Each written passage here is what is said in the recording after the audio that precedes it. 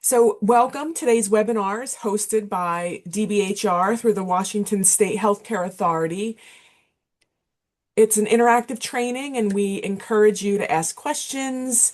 You can raise your hand, you can unmute your mic, use the chat to participate throughout the session. So, we do have some housekeeping around artificial intelligence.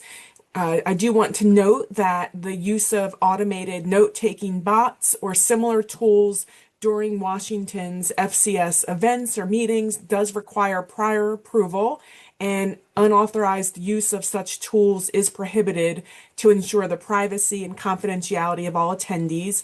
Also, any recording that is created through AI is not recognized as an official recording of the session, and we reserve the right to exit trainees from the training if they are using AI to take notes without prior approval or using AI to record the session. Oh,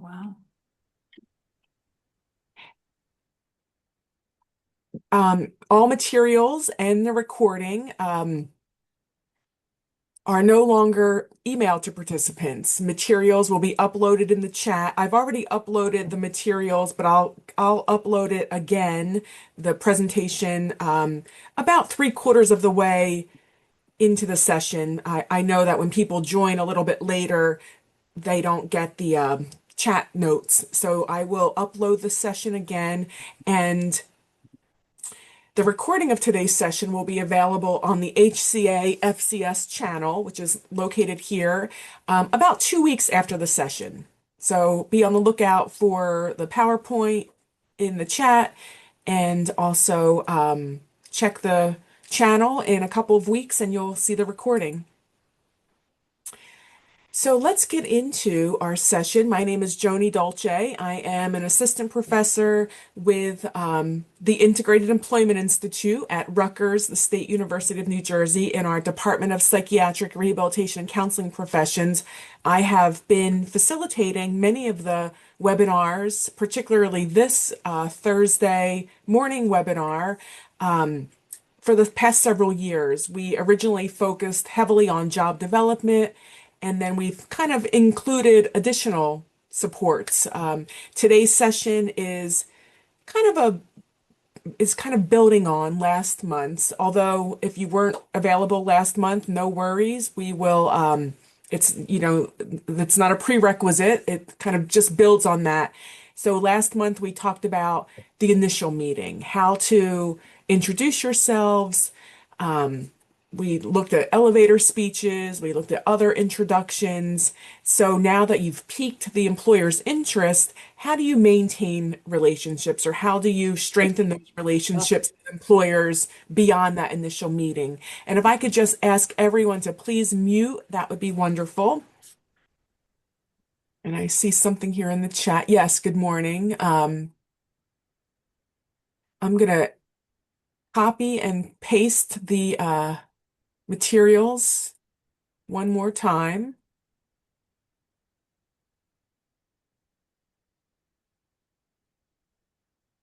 for anyone who has recently joined. So why don't we get started?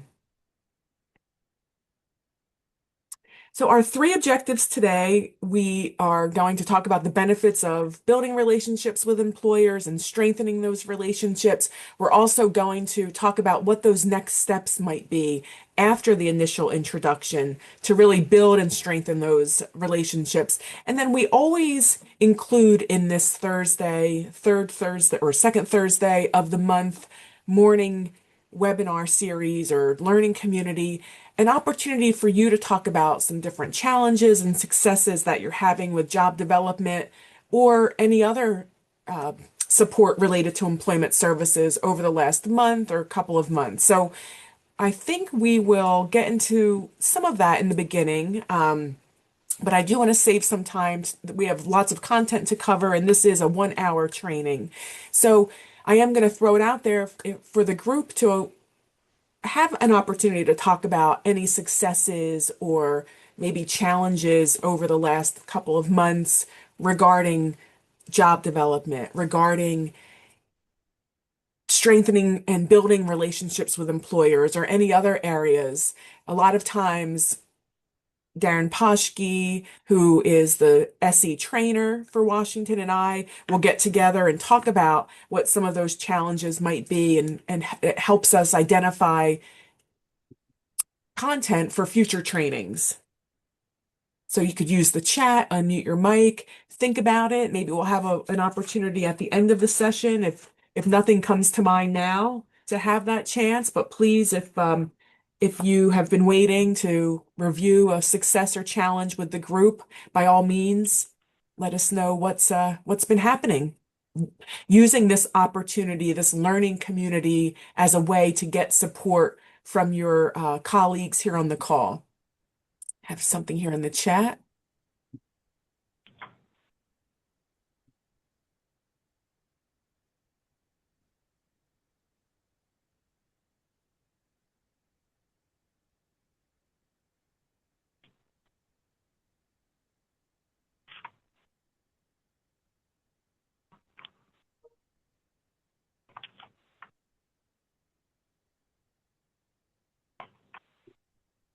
And again, if I could just remind everyone to peek at their mics to make sure that they are muted.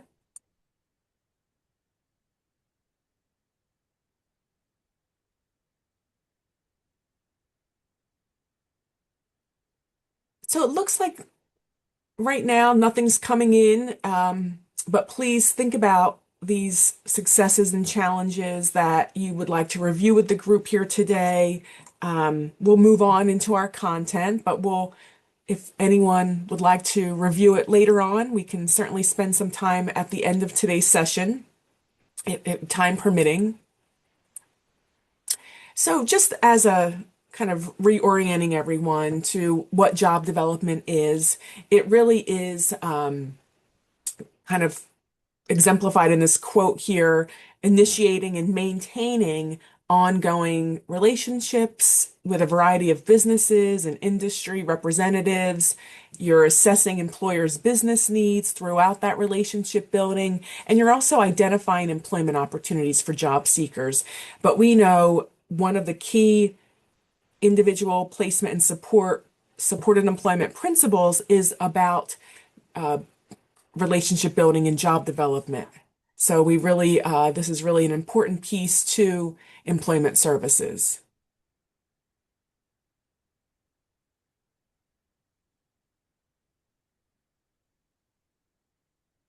So IPS principle number 7 is really employment specialists develop relationships with employers.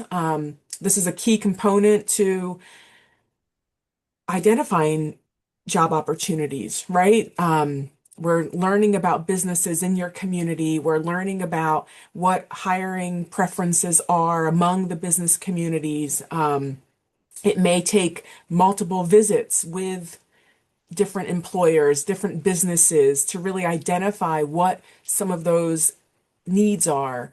When we met last month, we talked about introducing yourself and making that initial contact and kind of identifying what goal of your interaction is. Each interaction that you have with an employer is an opportunity to strengthen that relationship. And each interaction with an employer should have some sort of purpose or intent, or if you see here on the left side of your screen, the goal. So when preparing for each visit, it's important to identify the goal for both yourself and the employer so that you can best prepare. This helps build confidence. It can help to ensure that you have the necessary materials or information that you need for that particular interaction or appointment. Um, so again, last month we talked about introducing yourself and your employment services, kind of making that initial contact. We identified an elevator speech, and we also introduced this idea of tough questions, which we'll expand on a bit today. We kind of postponed that a bit to focus more on that introduction.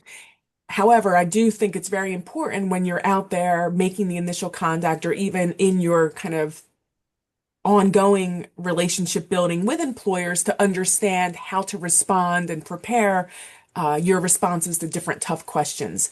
We're going to talk today about using, after the initial contact, having that be an opportunity to request another time to meet with the employer to gain a better understanding of their needs. Here are some different questions that could be useful.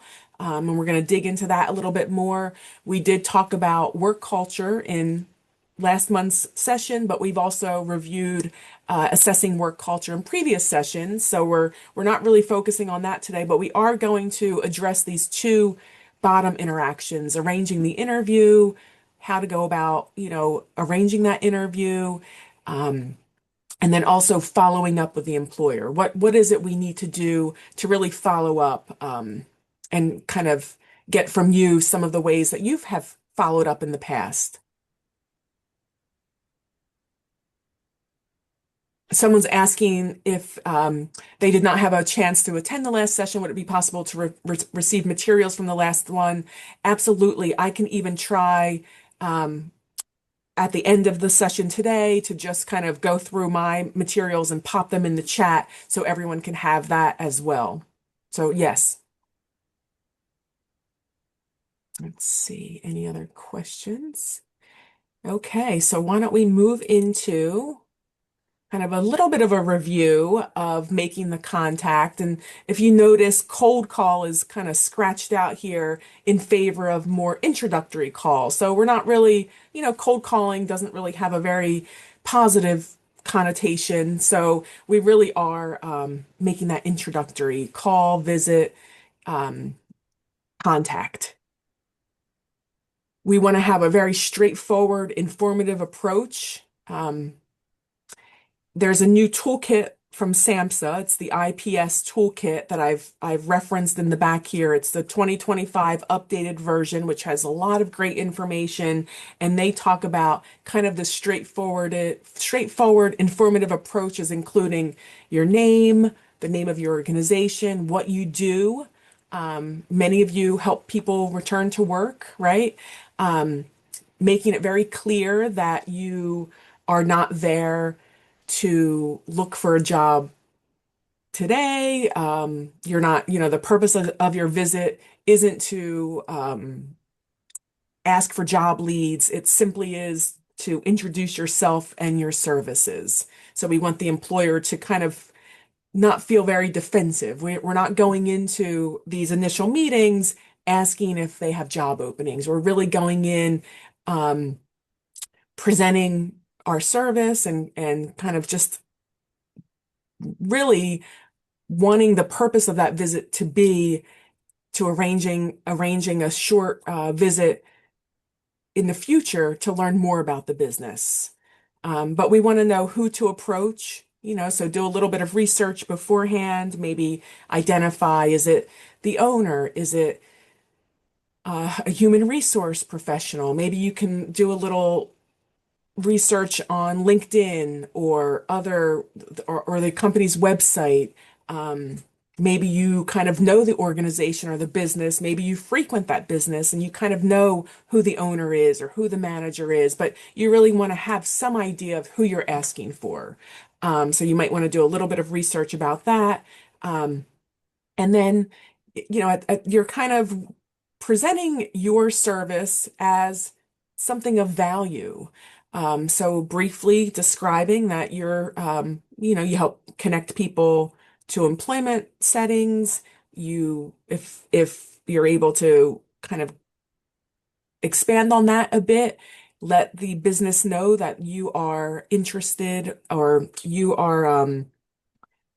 take the time to understand your job applicant's interests and preferences and skills so that you can make a good match with the employer. So you kind of want to, in some way, state that value that you offer.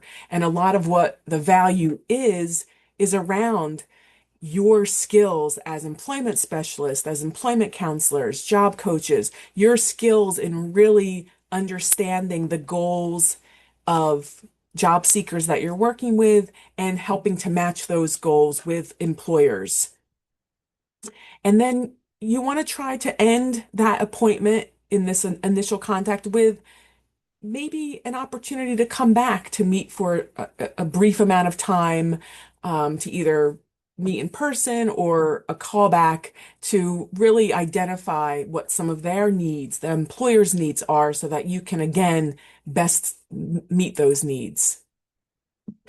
So, what happens when you are visiting a potential employer as a job developer or employment specialist and things don't go as anticipated? So this is when your preparation and planning for an interaction with an employer is really critical. Consider having a conversation with your supervisor and your colleagues regarding situations such as these that we're about to kind of get into, some of these tough questions that employers might ask, so that you have that preparation. You've role played it. You feel confident in responding to different tough questions, and that will make a world of difference in developing trust with employers, kind of you preparing for what potentially might be sticky questions that employers might ask. So, what do I mean by tough questions? So I'm posing a question here. What are some difficult questions that a hiring manager or a business representative, HR person asked you while you've been job developing? You could use the chat or unmute your mic.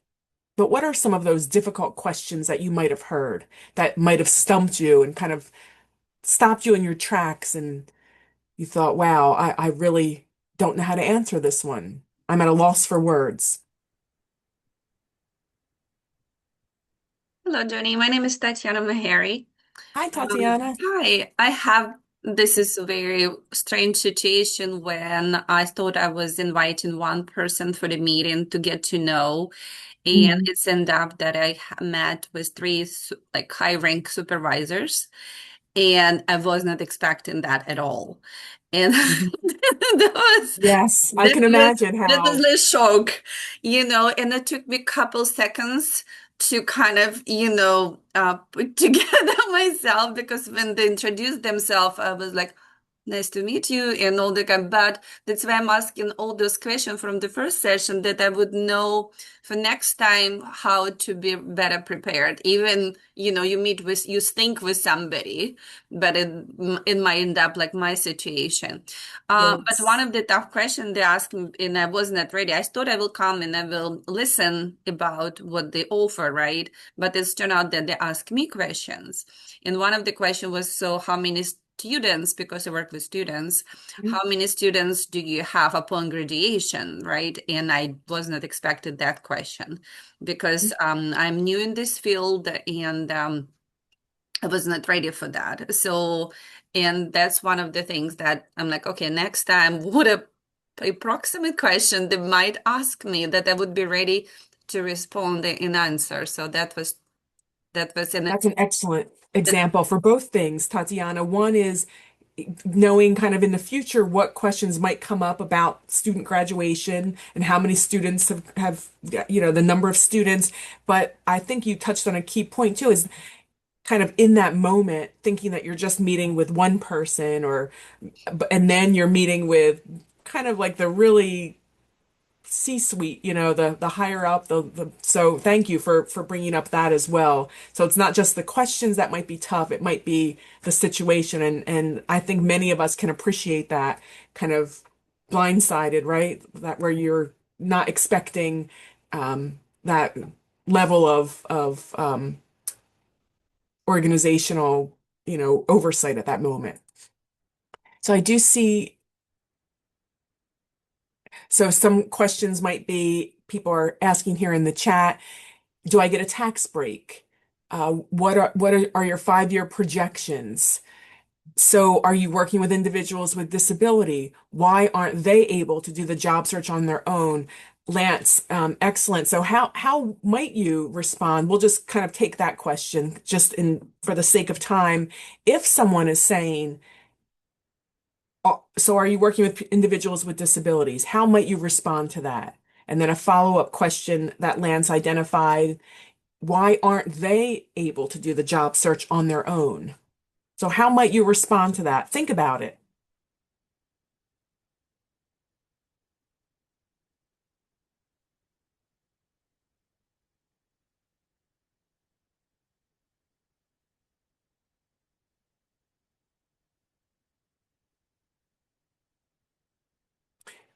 Kristen writes, what are some things that would let us know that the employee will want to gain progress and keep their interest peaked on this job?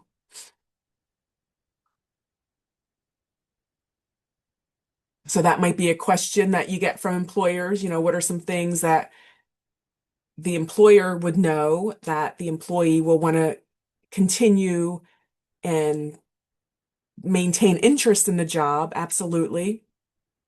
So let's look at Lance's question first. Um, so are you working with individuals with disabilities? How might you respond to that? Why aren't they able to do the job search on their own? And then we'll go back to Kristen's response.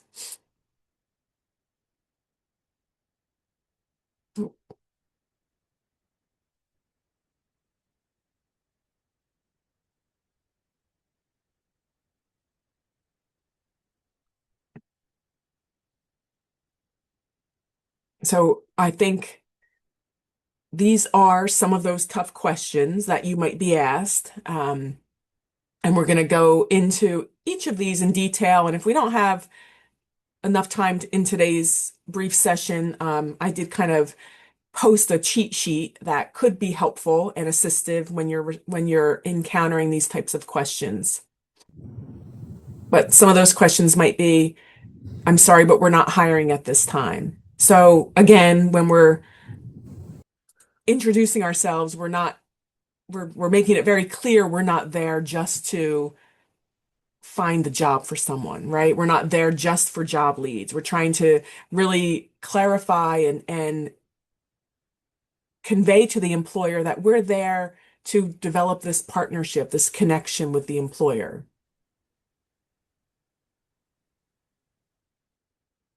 Um, let's move on to just kind of responding to some of these questions.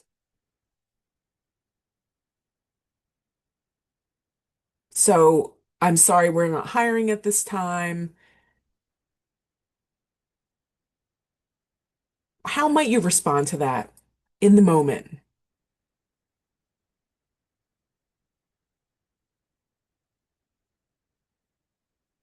Oh, Tal writes something in response, I think, to what Lance had mentioned. Um, Love this response. It's just a support service that's offered to anyone in the community that applies for employment assistance. I think that that covers a lot of that question around, um, are you just working with people with disabilities? You're very clearly stating that it's an employment service, a support service that's offered to anyone in the community that applies for this employment assistance. Absolutely.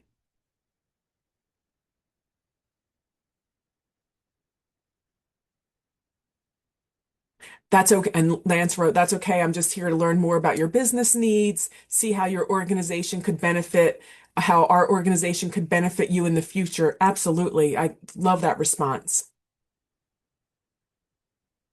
Why is there no fee for your services? Why are you there instead of the job seeker? Um, I've had some bad experiences with services like yours. So how might you respond to something like that? If an employer says to you, I've done many, many years of job development, both as a job developer, but also working with teams in the field, currently even modeling and sort of supporting job developers in their acts. And a lot of times people might say things, and we've gotten hiring managers or businesses say, I haven't had great experiences with services like this. I don't want to take the risk. How might you respond to that?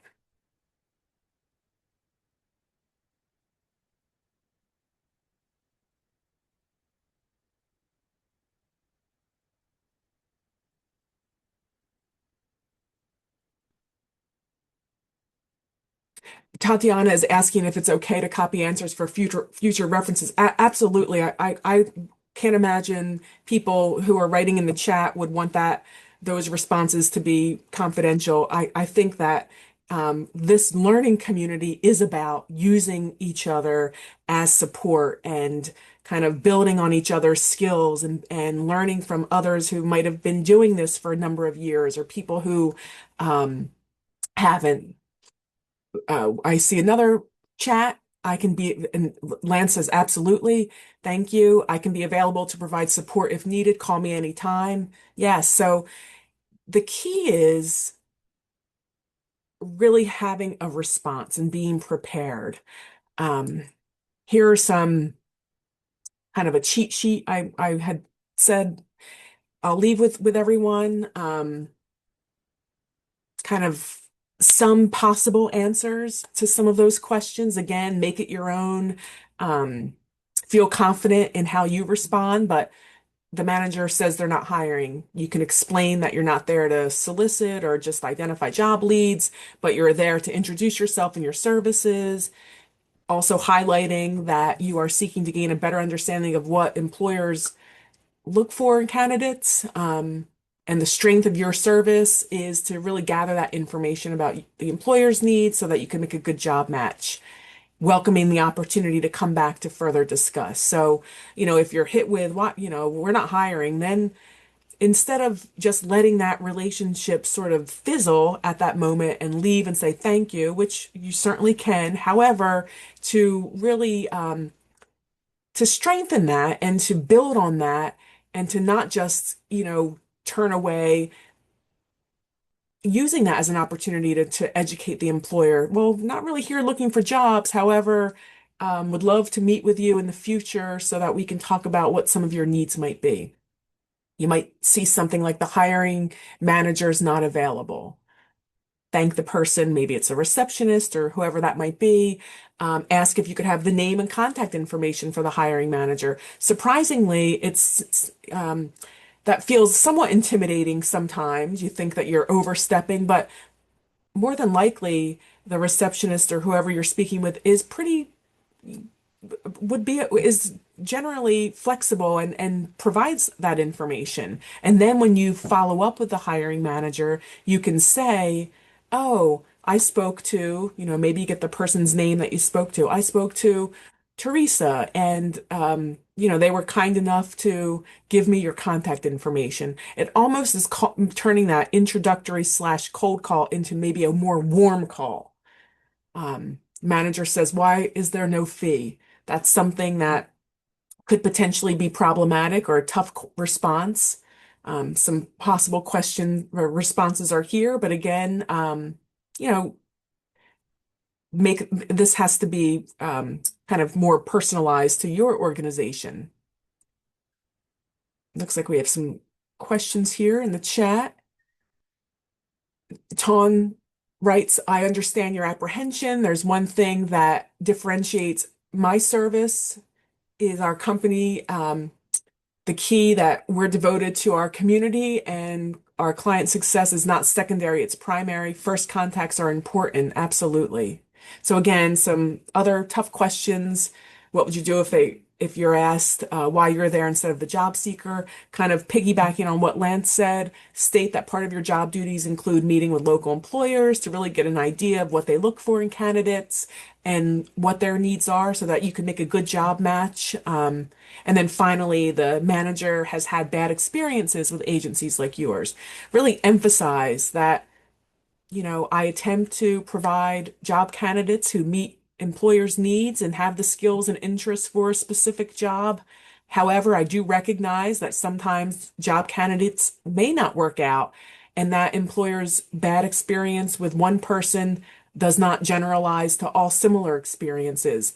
But the bottom line, if an employer, hiring manager, business representative says this to you, the bottom line is to really acknowledge that this bad experience happened. Um, and finally, let's see here in the chat, um, asking for some ideas for this situation. What are some ideas with this situation? My DVR customer has an interview I will be attending and he will introduce me, but how do I clarify that my services from DVR are short term? If he lands the job, then we will open an intensive training contract and work together until stabilization is agreed on. this customer is not eligible for follow along job coaching long term. Maybe this is a step ahead of what we're talking about now. So let me think about that. Let's just move on a bit and let's think about that. But I appreciate that, Maria. And maybe others who are working in voc rehab have some thoughts or suggestions that could be helpful to Maria.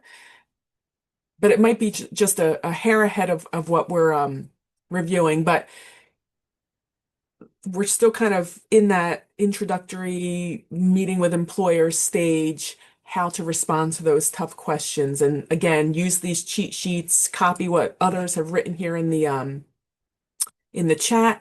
So now let's move into sort of understanding an employer's needs. So here's an adapted scenario from that SAMHSA toolkit. And I thought maybe we could spend some time looking at how to understand employers' needs through this scenario. So Jordan is an IPS specialist working with a job seeker who wants a job in a doctor's office. Jordan looked for medical offices that the job seeker could get to using just one bus without having to transfer. So really kind of paying attention to the job seeker's preferences there. She then visited several of those offices. When Jordan, the IPS specialist, met with office managers, she asked questions to learn more about their needs. So Jordan went out, introduced her service, herself to offices, and she was able to meet, schedule that follow-up meeting with one of the office managers. Um, and she was able to ask some different, maybe simple questions, but really important questions to really convey to that employer, I want to hear from you. I'm not here to just tell you, what we want and what types of jobs we're looking for folks that are participating in services. I want to hear what your needs are so that I can facilitate a good match. So some of those questions might look like, what does a normal workday look like here? That's an important question, right? To convey back to job seekers. What kind of person does well in this job? What's been hard for people in this role? So just thinking about that question, what's been hard for people in this role? What information can we get from that question that could be helpful to job seekers you're working with?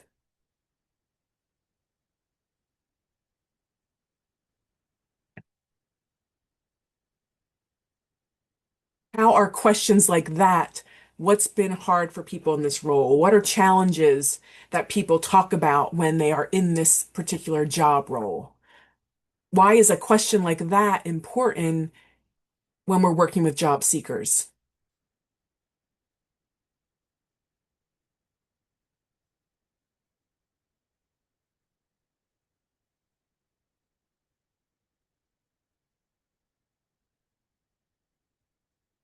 Okay.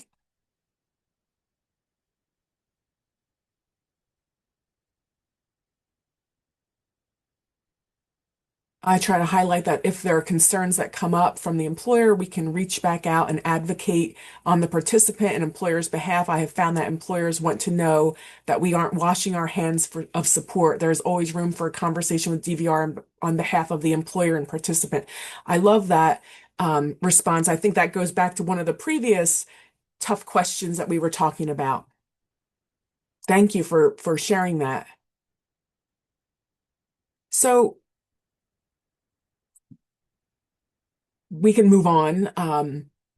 But getting responses to these types of questions, and on that, I think second or third slide, the goal of the interaction, there are several more questions that would be helpful. And certainly using the new IPS toolkit from SAMHSA, which I have referenced in the back, you can get a lot more information and a lot more details about what types of questions might be helpful to understand employers' needs. But for the purposes here, let's finding out what's been hard for people in this role can really help us go back to job seekers and kind of let them know, these are some of the things that the manager said are tough, and the job seeker might say, no problem. This is all stuff that I'm good at and want to do. So it just helps create that good job match. So in this scenario, at one office, the manager said that their front desk staff member had recently left and they needed to hire someone soon. After that visit, Jordan, the employment specialist, met with the job seeker and helped her fill out a job application. I'm curious, how would you proceed? So, Jordan has been doing a lot of legwork out there, meeting with office managers in these medical offices. One person, that she met with, one office manager, said that yes, we need a front desk person. Um, and after the visit, Jordan met with the job seeker, helped the job seeker fill out a job application. I believe it was an online job application. How would you proceed in this scenario?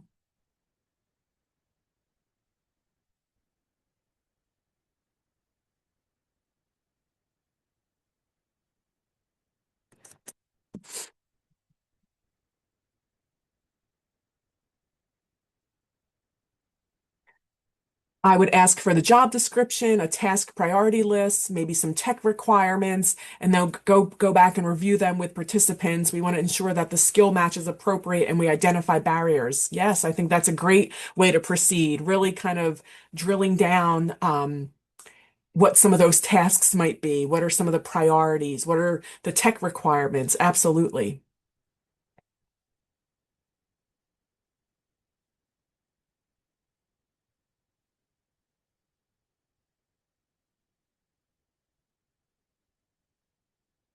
See.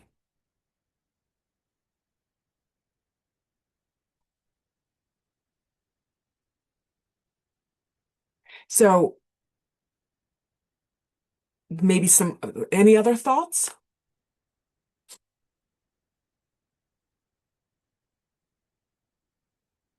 See if the participant is open to meet and greet with the employer. Yes. So going back, talking with the job seeker to see if they're interested in meeting with the employer. Maybe a couple days later, Jordan can go back and say to the office manager or give a call and say, you mentioned you're looking for someone who has these different skills. Maybe the office manager said they wanted someone who was friendly or outgoing or organized, or good with patience. Going back and maybe saying, I know someone, we have a candidate here that we're working with who fits that description. Would it be okay if I told you a little bit about that person? But, certainly get the job seeker's permission, and you want to clarify with the job seeker their preferences for how much and what information they want you to convey. Always get that information first from a job seeker before going ahead and talking with an employer. But going back, you know, talking with the job seeker, finding out how much information and what information they would like you to convey, um, fill out the application so that you can go back to the employer and say, would it be okay if I told you a little bit about her? And then maybe sharing the resume with the office manager if you have the job seeker's permission, and then explain that, yes, I've already talked to the job seeker, the candidate about this job. They're very interested and they've in fact already applied online. That online application sometimes gets lost if you can have a resume that the person allows you to provide and allows you to kind of talk about what the person's skills are and how they would be a good fit, that may prevent that application from just getting poof in the ether, I guess. We see here in the chat talking about what's the hiring deadline. Yes, maybe getting some information about what the hiring deadline is. Follow up with a call or email to the employer and let them know you referred a candidate whom you believe is a good fit according to the conversation you had with them regarding that role. Yes, I love that response too. There are several non-job related situations that could arise, overstimulating environment, loud, frequent interruptions, the things that can negatively impact someone who would be a good candidate skill-wise but has sensory challenges. Yes, so, maybe asking questions around kind of the environment and making sure that environmentally it would be a good fit for someone. Also, kind of making sure you're paying attention to work culture. And before the end of today's session, I will pop in our last training that has some different work culture and certainly all of that introduction and elevator speech information. Great, thank you. So we want to understand an employer's needs. This is again another way to strengthen that relationship. Um, We also kind of what we just saw in Jordan's example, setting up the interview. So thinking about setting up the interview as a next step after you've had a chance to introduce yourself, kind of getting more information and understanding the employer's needs a little bit more, as well as understanding what the job seeker's values, interests, skills, and preferences are. Curious, what are some ways that you've approached employers to set up an interview or follow-up discussion with the job seeker? What are some ways that you've approached the employers to either have kind of a follow-up talk with the job seeker or setting up that interview?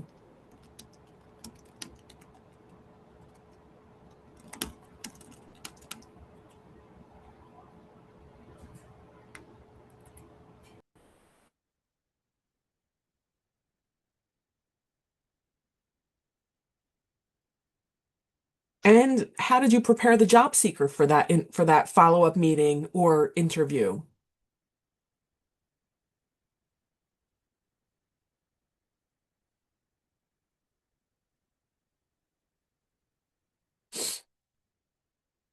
Did you do something similarly as what we talked about with Jordan's situation in the scenario? Did you, um, approach the employer and say, based on what we talked about a couple of days ago, I ran it by a person who was interested. They have really strong organization skills like you wanted. They have really good um, communication skills, kind of highlighting what the person's experience and training might be, and then presenting that person as an opportunity to interview them. I think there was a hand raised. You can just go ahead and, Sorry, it's probably faster for me to type. I'm oh, go sorry, to ahead. speak than to type. But I like to, when I am when with an applicant, I want them to. I should by this time have a good idea of what how they're going to respond. Are they slow to respond to questions? Do they need time to think? And so then Mhm. when I do get them scheduled for an interview, I want to kind of already have a plan in place for those. So I will propose to the employer, are you open to having a list of questions that we can that I can share, like that I can have, so that way I can help the client if they need it. Hmm. If they need it, I always do post-interview debriefing, so Yes, that way love they get that. real time. We're nervous, Mhm. and so they Yes, get real time feedback. And then I also do the same thing with the employer. It doesn't always work that way, but I at least extend that. We do a lot of mock interviewing. yes, yes. What I found very, very, very helpful is to have them record themselves Hmm. so that they can see. And it kind of shows up like mirror work so that they can see how they are presenting to other people. So Yes, body language, body awareness. If they're using a lot of filler words because they're nervous, those all kind of show up in the videos. Instead of me telling them, okay, well, you sound nervous and things like that, they can recognize it independently in their own video. yes. I love those suggestions. So preparing the job seeker through mock interviews, real-time feedback after an interview, having a list of questions, asking the job seeker first, is it okay if we have this list of questions to have in preparation in case you might forget to ask something or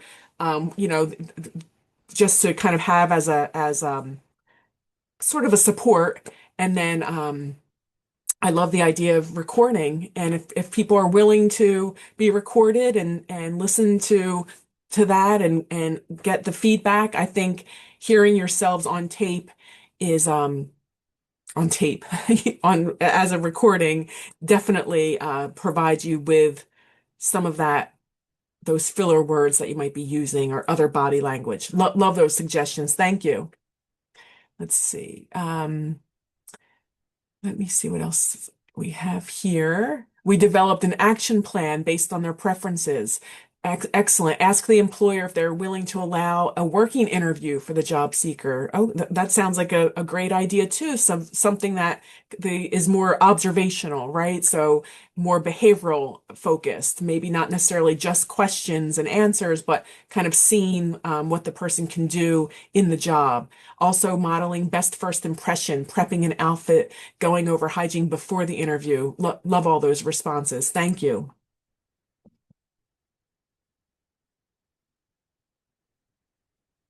So soon after the interview, if the job seeker happens to get the interview, follow up with the employer and the job seeker soon after the interview. Discuss with the employer their thoughts, kind of what Shirlisa just had mentioned, discuss with the employer their thoughts on how the interview went and if there's any feedback for the job seeker, and then also follow up with the job seeker on how they feel it went.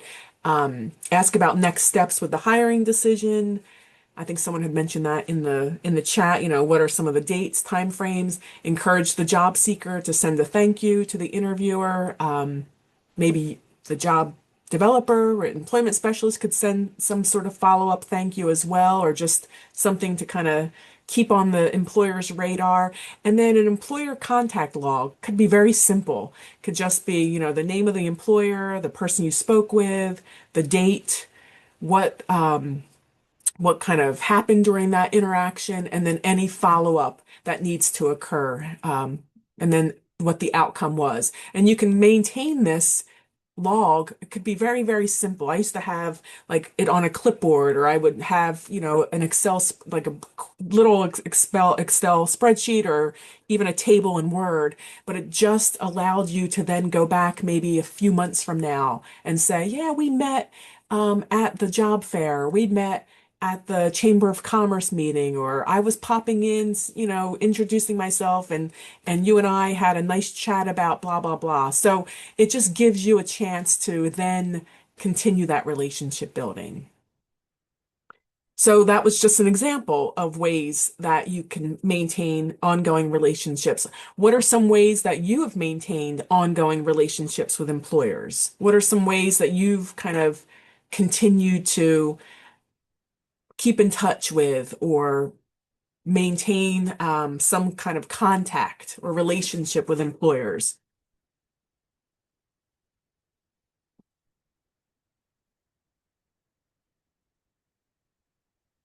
I know back when I was a job developer, I was an employment specialist, so I did a large chunk of job developing and would spend time out in the community. And there were a few employers who maybe we didn't really have anyone at the moment who was interested in that position, but I would pop in, at times that I knew weren't busy, and just kind of check in and see how they were making out, how they were doing. Um, Maybe send holiday cards. We did that. That was years and years ago, so I don't know how, feasible that is now with, everyone does everything electronically, but connecting on LinkedIn are some ways. Liking posts, commenting on businesses, pages and kind of posts that they make. So there are some ways, even with some limited, in-person opportunities to maintain contact. What are some ways that you've maintained ongoing relationships with employers?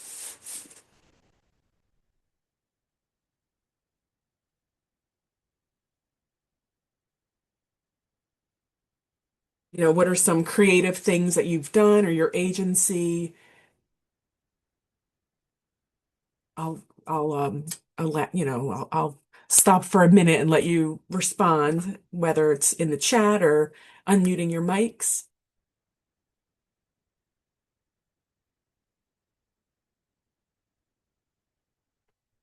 Yes. Since October is National Disability Employment Awareness Month.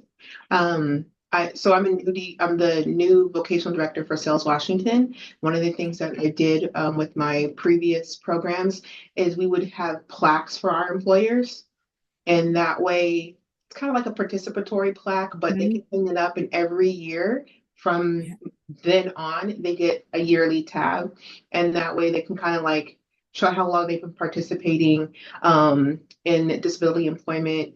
And that way, it just goes to like I don't know, there's like a sense of pride in that, and that it separates them, even if they are a franchise, but it separates them from the other franchises that aren't participating in that.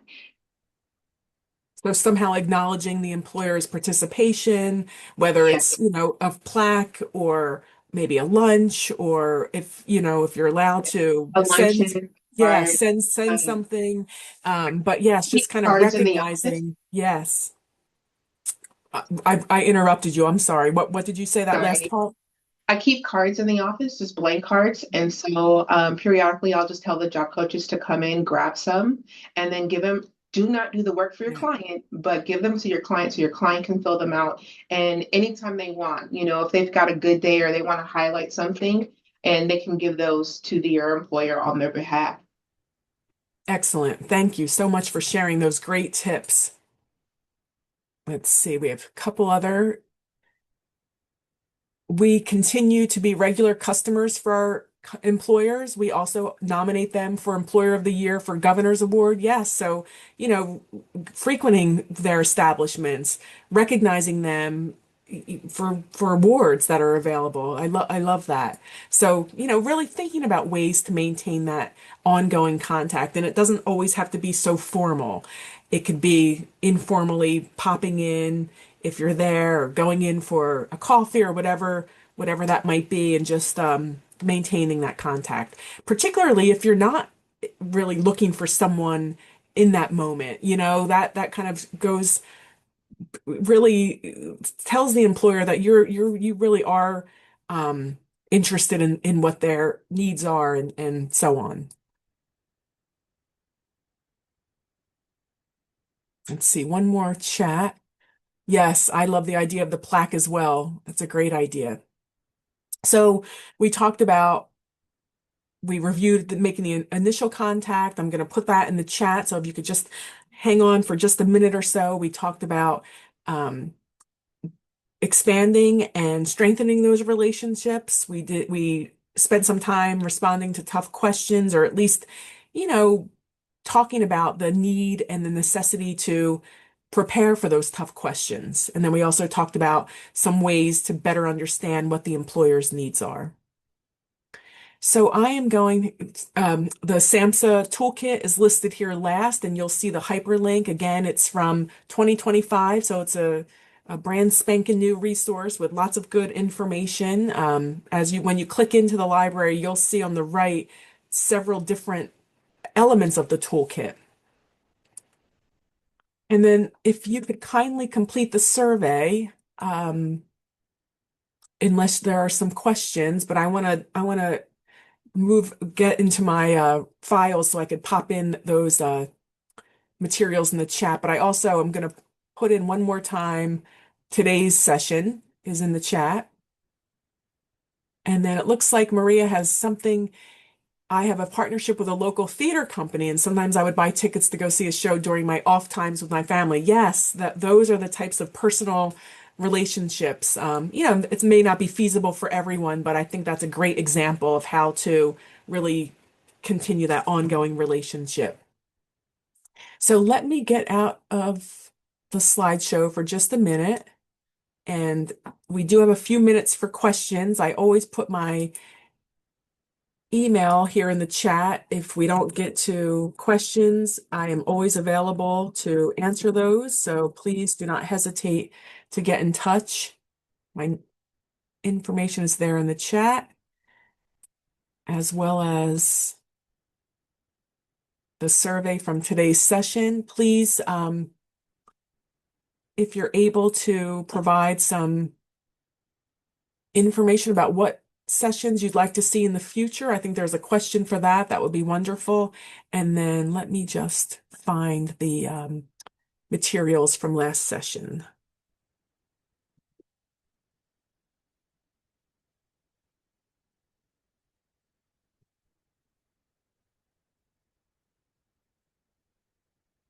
Okay.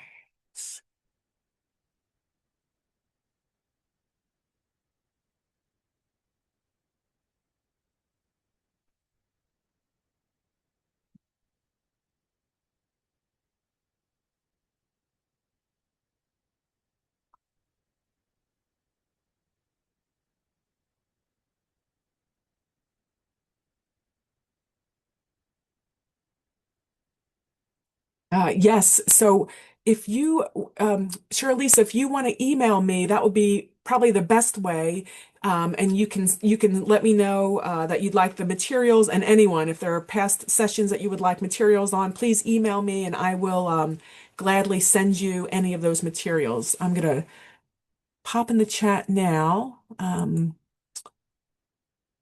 It is introducing yourselves to employers. Make sure. Oops, that's not it. Sorry.